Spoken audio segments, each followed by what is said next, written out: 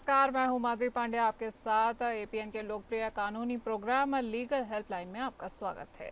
इसमें हमारे कानूनी विशेषज्ञ रोजमर्रा की जिंदगी की समस्याओं से जुड़े कानूनी मसलों पर आपकी शंकाओं का समाधान करते हैं। आप भी इस प्रोग्राम से जुड़ सकते हैं और फोन करके किसी भी तरह की कानूनी राय हमसे ले सकते हैं। आज हम आपको संपत्ति खरीद में धोखाधड़ी से जुड़े मामलों पर कानूनी जानकारी देंगे। इस मसले पर जानकारी देंगे हमारे आज के कानूनी विशेषज्ञ अधिवक्ता राम नरेश यादव जी। बहुत बहुत स्वागत है सर आपका। अगर आपका भी इस मसले से जुड़े कानून पर कोई सवाल है तो आप हमें फ़ोन कर सकते हैं और राय ले सकते हैं। हमारी फ़ोन लाइंस खुल चुकी हैं। आपके स्क्रीन पर फ़ोन नंबर्स फ्लैश हो रहे हैं, आप इन पर कॉल करके हमें संपर्क कर सकते हैं। आपको फ़ोन नंबर बता देते हैं 01206127 01206127 आप इनमें से किसी भी नंबर पर कॉल कर सकते हैं, हमसे जुड़ सकते हैं। हमारे लीगल एक्सपर्ट भी हमारे साथ हैं, आप किसी भी तरह की राय ले सकते हैं। ले चलते हैं आपको आज हमारे लीगल एक्सपर्ट के पास में। सर, हम चाहते हैं कि आप हमारे दर्शकों को बताएं कि संपत्ति खरीद में धोखाधड़ी को रोकने के लिए बुनियादी तौर पर क्या कानूनी प्रावधान है। जी, जो भारतीय न्याय संहिता बीएनएस है, उसमें धोखाधड़ी और जालसाजी के कई प्रावधान हैं। जैसे अभी 318 चीटिंग अगर कोई करता है, या धारा 335 से 336 अगर कोई फर्जी दस्तावेज बनाने, या धारा 338 जैसे कोई वसीयत या कोई भी जो मूल्यवान कागज है जिस पर जालसाजी को दंडित करती हो। साथ ही धारा 343, 44 महत्वपूर्ण दस्तावेजों को धोखे से उनको रद्द करते हैं या नष्ट करते हैं, जी या किसी खातों में छेड़छाड़ पर ये धाराएं रोक लगाती है। ये तो बीएनएस की बात थी। इसके अलावा रेरा जो होम बायर्स हैं, जी उनका कोई भी जो ट्रांजैक्शन होती है उसमें एक ट्रांसपेरेंसी और एक समयबद्ध तरीके से उसकी एग्जीक्यूशन हो, उसकी ये गारंटी देता है। सभी प्रोजेक्ट रेरा में पंजीकृत होने अब कंपलसरी हो गया है कि कोई भी होम बायर जब प्रोजेक्ट शुरू करते हैं तो उसका रजिस्ट्रेशन रेरा में कंपलसरी है। और बिल्डर को एक समय में कब्जा देना होता है इसके अकॉर्डिंग, जिसमें देरी करने पर जो मंथली जो इंटरेस्ट है और जो पेनल्टी है वो उसमें प्रावधान दिया गया है कि अगर कोई देरी होती है तो होम बायर को बिल्डर पूरा पेनल्टी देगा और इंटरेस्ट सहित उनके पैसे वापस करेगा, और डिले करता है पोजीशन में तो डिले पीरियड का उनको मुआवजा मिलेगा।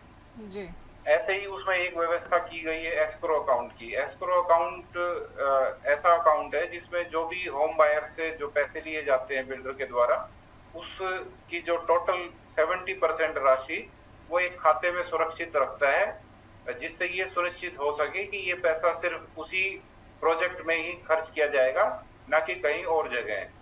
तीसरा जो स्टाम्प एक्ट है, जो ई स्टाम्पिंग गवर्नमेंट ने शुरू की है, ये भी एक धोखाधड़ी को रोकने के लिए ई स्टाम्पिंग सरकार ने शुरू किया है।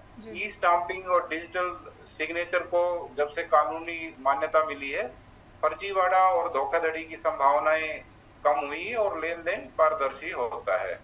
अभी मई 2025 में भी सरकार ने रजिस्ट्रेशन बिल 2025 पार्लियामेंट में पेश किया है, जो 1908 के रजिस्ट्रेशन एक्ट को बदल देगा अगर ये पास हो जाता है तो।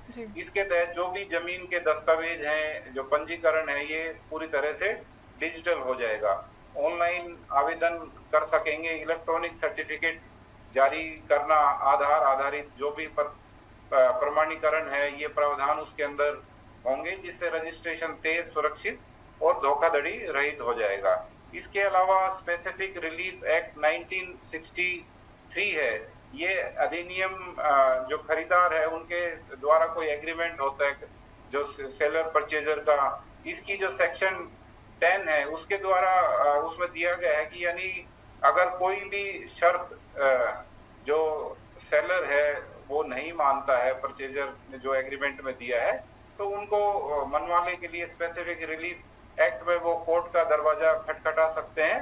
और अपने जो उसके जो अनुबंध में जो दिए गए हैं उसके द्वारा उसकी रजिस्ट्रेशन वो करवा सकते हैं। तो ये सभी कानून के जो प्रावधान थे जिससे धोखाधड़ी से बचा जा सकता है। जी, ठीक है, ये प्रावधानों की बात हो गई। और अगर हम निर्माणाधीन संपत्ति खरीद रहे हैं तो ये रियल एस्टेट विनियम और विकास अधिनियम 2016 के तहत आता है। तो इसके मुख्य प्रावधान आखिर क्या है, और अगर खरीदारों को सुरक्षा या फायदे की बात की जाए तो इसमें किस तरह की सुरक्षा या फायदा मिलता है खरीदारों को? सही बात है। जो भी प्रोजेक्ट रजिस्ट्रेशन है उसमें कोई अंडर कंस्ट्रक्शन प्रोजेक्ट है जी। उसमें रेरा में पंजीकृत उसका रजिस्ट्रेशन करवाना कंपलसरी है। जी। रजिस्ट्रेशन के समय प्रमोटर को लैंड अप्रूवल, उसका लेआउट प्लान, एग्रीमेंट आदि जमा करने होते हैं। जी। फिर जो जो बिल्डर है उसको मैंडेटरी डिस्क्लोजर करना होता है अपना जो प्रोजेक्ट के ब्रोशर, एग्रीमेंट, उसमें ये देना होता है कि कितना कारपेट एरिया है, क्या उनकी प्लानिंग है, किस तारीख तक वो फ्लैट्स की डिलीवरी कर देंगे, लाइसेंस नंबर क्या है, तो ये सब घोषित करना अनिवार्य है। उसके अलावा मैंने अभी बताया था कि खरीदारों से जो लिए गए कम से कम 70% फंड को एक अलग एस्क्रो बैंक खाते में रखना अनिवार्य है। सिर्फ उसी प्रोजेक्ट में उसका जो निर्माण या भूमि खर्च पर ही वो पैसा खर्च होगा ताकि जो बायर्स है उनकी फंड सेफ्टी को सुनिश्चित किया जा सके। इसके अलावा जो एडजुडिकेशन के लिए एक मैकेनिज्म बनाया गया है रेरा अथॉरिटी, जिसमें एजुकेटिंग ऑफिसर अगर कोई शिकायत आती है होम बायर के द्वारा तो उसको वो फैसला देते हैं। अगर उस फैसले से संतुष्ट नहीं है तो एक एपेलेट ट्राइब्यूनल को का भी गठन किया गया है, वो उसमें भी अप्रोच कर सकते हैं।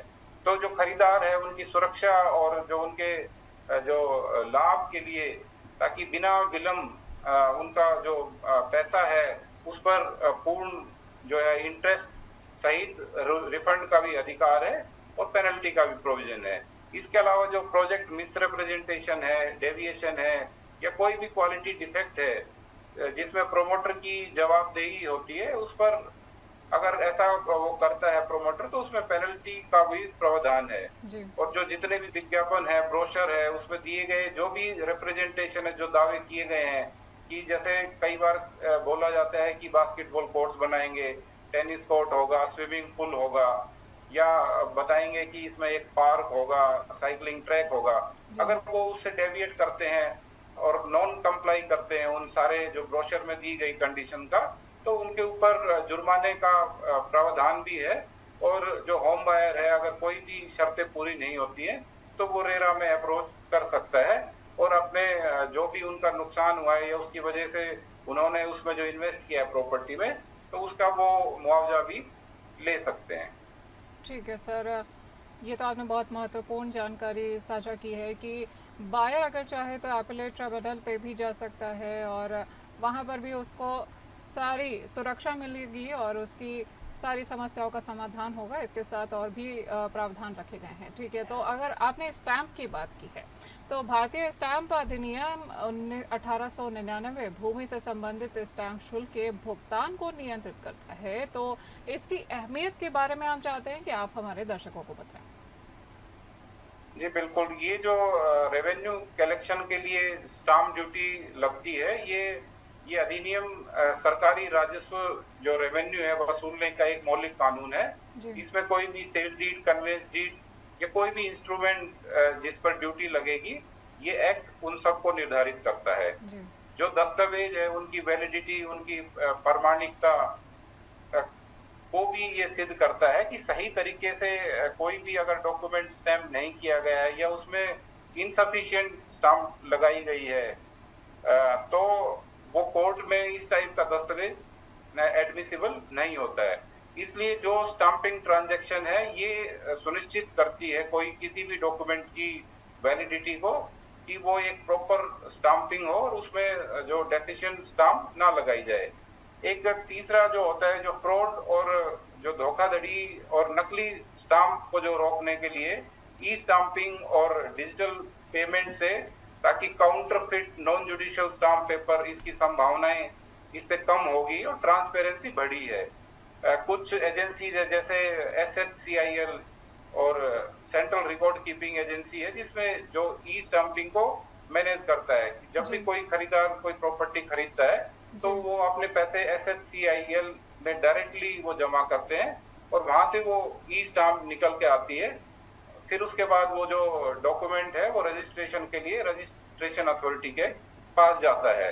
तो ये जो लिंक हो रखा है सभी राज्यों में ये व्यवस्था है ताकि एक प्रॉपर स्टाम्प ड्यूटी का भुगतान हो। अगर कोई भी प्रॉपर्टी प्रॉपरली स्टाम्प नहीं है तो जी जब रजिस्ट्रेशन अथॉरिटीज का ऑडिट होता है ईयरली, उसके अंदर पता लगता है कि इस प्रॉपर्टी में स्टाम्प ड्यूटी नहीं लगी है, तो इस पर राज्य उस पे उनको एक नोटिस देता है कि प्रॉपर स्टाम्प लगाई जाए, और अगर वो नहीं लगाते हैं तो पेनल्टी का प्रोविजन है और डबल द स्टाम्प ड्यूटी यानी दुगनी भी देने का उसमें प्रावधान है।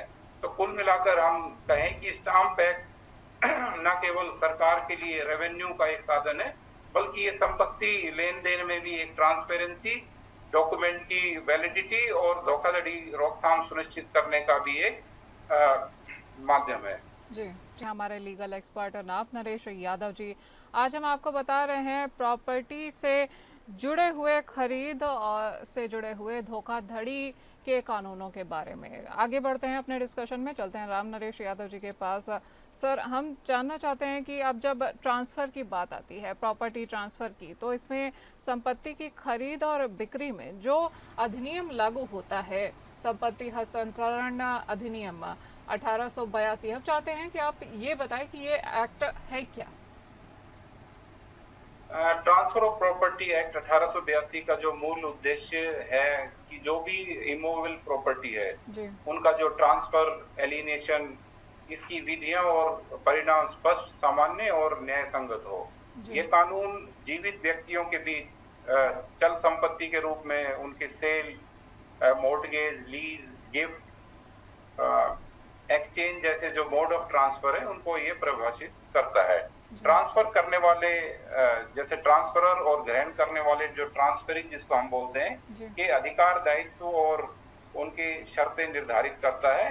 विवादों को रोकने हेतु नियम देता है, जैसे लीज पेंडेंस यानी कि कोई संबंधित जो न्यायिक विवाद है उसका क्या प्रभाव है इसके बारे में बताता है। पार्ट परफॉर्मेंस के जो सिद्धांत है या ट्रांसफर, अवैध निराधार ट्रांसफर पर रोक तथा बोनाफाइड परचेजर है उसकी सुरक्षा सुनिश्चित करता है। जी संक्षेप में हम कहें कि ये अधिनियम संपत्ति लेन देन में एक कानूनी निश्चितता यानी लीगल सर्टेनिटी, उसकी ट्रांसपेरेंसी और विवाद निवारण के साधन प्रदान कर संपत्ति अधिकारों को संरक्षित करता है।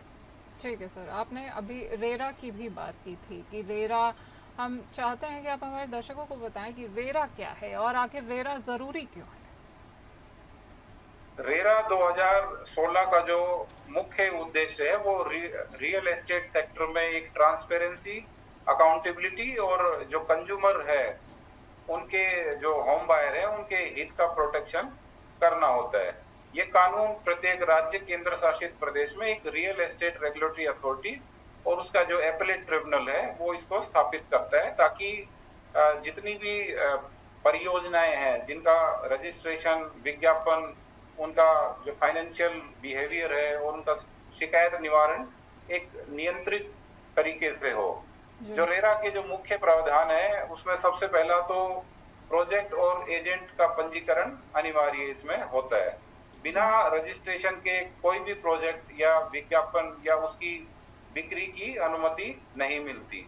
यानी कि कोई भी प्रोजेक्ट जब इनिशिएट होगा तो सबसे पहले उसमें रेरा में उसकी रजिस्ट्रेशन होगी। रेरा जो परमिशन देगा तभी ये आगे उस प्रोजेक्ट का विज्ञापन या उसकी बिक्री करने की अनुमति मिलती है। दूसरा जो इसमें है कि जो भी अनिवार्य डिस्क्लोजर है, जैसे किसी भी प्रोजेक्ट का प्लान, उसका लाइसेंस, उसका कितना कारपेट एरिया है, किस टाइमलाइन में इसको खत्म करेंगे या प्रोजेक्ट को हैंडओवर करेंगे, उसकी प्रमोशन डिटेल, ये उसमें पब्लिश करना भी अनिवार्य है।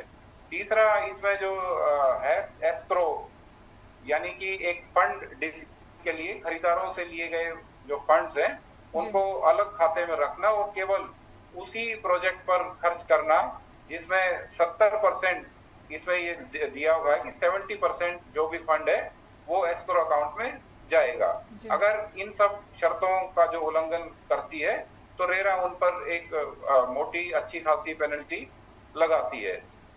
इसके अलावा जो उनका शिकायत निवारण है, मैंने पहले बताया था, वो जी रेरा अथॉरिटी एक जी गठित की गई है जिसमें एडजुकेटिंग ऑफिसर है, जी उसमें जो फैसला देते हैं। अगर उस फैसले से संतुष्ट नहीं है तो एपलेट ट्राइब्यूनल का भी प्रावधान है। जी और कोई भी अगर बिल्डर मिसरिप्रेजेंटेशन, डिले या फंड डाइवर्जन या पेनल्टी करता है तो रिफंड और इंटरेस्ट का प्रावधान भी है। जी तो कुल मिला के हम कहें कि ये जो एक खरीदारों के फायदे का कानून है, ताकि एक ट्रांसपेरेंसी, समय पर डिलीवरी का उनका अधिकार और धन के दुरुपयोग से सुरक्षा और ग्रीवेंस रिड्रेसल को ये एड्रेस करता है। ठीक है सर। तो बात हो गई कि प्रॉपर्टी के खरीदारों की, तो प्रॉपर्टी दो तरह की होती हैं, सभी जानते हैं। तो उसमें कमर्शियल भी आती हैं और रेजिडेंशियल भी आती है। तो अगर हम रेजिडेंशियल प्रॉपर्टीज़ की बात करें, यानी कि अगर घर खरीदार या होम बायर्स की बात करें, तो उनसे रेरा को क्या बेनिफिट, क्या फ़ायदा पहुंचता है? हम चाहते हैं इस पर भी आप थोड़ा सा प्रकाश डालें। हाँ, बिल्कुल।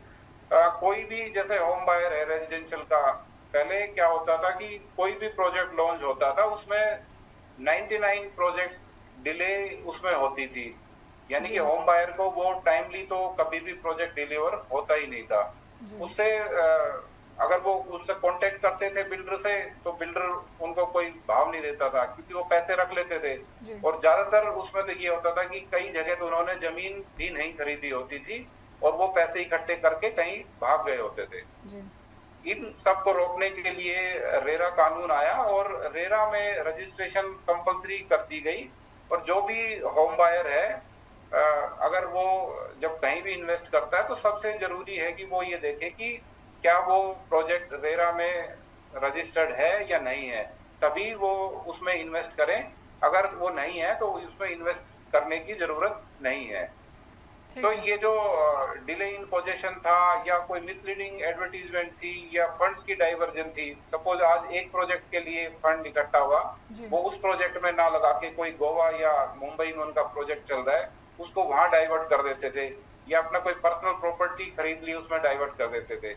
इससे क्या होता था कि वो एक डिले हो जाती थी, प्रोजेक्ट कई बार तो डिलीवर भी नहीं होता था। जी तो धक्के खाते रहते थे कोर्ट्स के, ट्रिब्यूनल्स के, कंज्यूमर कोर्ट्स के, और न्याय कई सालों में मिलता था। जी तो अब इन सब से एक जो लोगों को ये फायदा हुआ है ताकि उनका जो पैसा सही जगह पे लगे, और एक जो चरणबद्ध तरीके से रेरा में उनको रजिस्टर करने के बाद ये बताना भी होता है कि उनका प्रोजेक्ट आज किस स्टेज पर है। जी और ये अब कंपलसरी हो गया ताकि जो होम बायर्स है उनके साथ धोखाधड़ी ना हो, उनको एक समय पर अपने प्रोजेक्ट की डिलीवरी मिले। ठीक है सर। आपने अभी बात किया रेरा अप्रूव्ड प्रोजेक्ट्स के बारे में, कौन से प्रोजेक्ट्स होते हैं जो रेरा में अप्रूव्ड होते हैं, ये देखना चाहिए है या नहीं। तो हम चाहते हैं कि आप ये भी बताएं कि रेरा के तहत आखिर कौन कौन से प्रोजेक्ट्स आते हैं, उस कैटेगरी में कौन से प्रोजेक्ट्स हैं जो रेरा के अंदर आते हैं। रेरा के अंदर सभी प्रोजेक्ट रेरा के अंदर आते हैं, चाहे जी वो फ्लैट्स हो या प्लॉट हो, या प्लॉट पर विला या कोई हाउस वगैरह की कंस्ट्रक्शन हो, कमर्शियल जो भी शॉप्स हैं या कोई मॉल के अंदर शॉप है या ऐसे कोई बनाए गए हैं, ये सभी प्रोजेक्ट रेरा के अंदर आते हैं। जी इंडस्ट्रियल वगैरह को छोड़ दें तो कमर्शियल प्रॉपर्टी और रेजिडेंशियल प्रॉपर्टी रेरा के अंदर रजिस्टर्ड करनी जरूरी है। जी अगर ये रजिस्टर्ड नहीं होती, जैसे मैंने पहले बताया है, तो कोई भी प्रोजेक्ट लॉन्च ही नहीं होता है आज के दिन में। अगर वो फिर भी कोई कर रहा है उसको बगैर रजिस्ट्रेशन के, तो वो धोखाधड़ी कर रहा है कंज्यूमर के साथ। और कंज्यूमर को भी, जो भी इन्वेस्टर है, उसको अवेयर होना चाहिए कि वो जब भी इन्वेस्ट करें उसी प्रोजेक्ट में करें जो रेरा रजिस्टर्ड हो। ठीक है सर। हमारे साथ जुड़ने के लिए आपका बहुत बहुत धन्यवाद। हमारे साथ आज लीगल एक्सपर्ट आज जुड़े हुए थे राम नरेश यादव जी, जो कि आपको जानकारी दे रहे थे प्रॉपर्टी से जुड़े हुए धोखाधड़ी के मामलों के कानूनी दावपेच के बारे में। आप भी चाहें तो आप हमारे शो से जुड़ सकते हैं और आप भी हमसे संपर्क कर सकते हैं, किसी भी तरह की राय ले सकते हैं। आज के लिए लीगल हेल्पलाइन में इतना ही। नमस्कार।